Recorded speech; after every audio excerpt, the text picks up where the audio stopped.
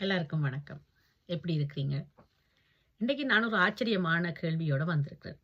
நீங்கள் தான் அதுக்கு பதில் சொல்லணும். ஒரு தொலைக்காட்சி நிகழ்ச்சி பிரெஞ்சு மொழியில் 60 ஆண்டு அல்லது 70ஆம் ஆண்டு காலப்பகுதியில் எடுக்கப்பட்ட ஒரு நிகழ்ச்சி. அதில் ஒரு சிறுவனை பிடிச்சு கேட்கினோம், 2000 ஆண்டு எப்படி இருக்கும்? 2000ஆம் ஆண்டு வந்தால் அந்த ஆண்டு எப்படி இருக்கும்? நீ அதை எப்படி எதிர்பார்க்கிறாய் என்று. அவர் நிறைய கற்பனைகள் பற்றி சொல்லுகிறார். ரோபோ வரும், அப்படி நடக்கும், இப்படி நடக்கும், அது என்ன ஆச்சரியங்களை கொண்டு வரும் என்றெல்லாம் சொல்றார்.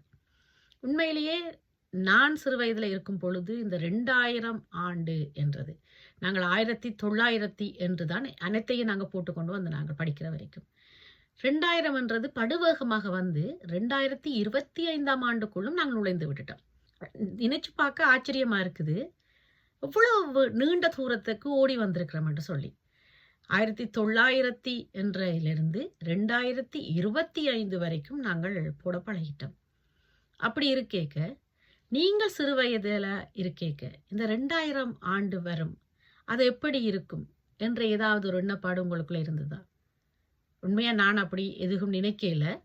ஆனால் 1990க்கு பிறகு இந்த 2000 ஆண்டு வரப்போகிறது என்று சொல்லும் பொழுது நிறைய பயமுறுத்தல்கள் எங்களுக்குள்ள நடந்தது.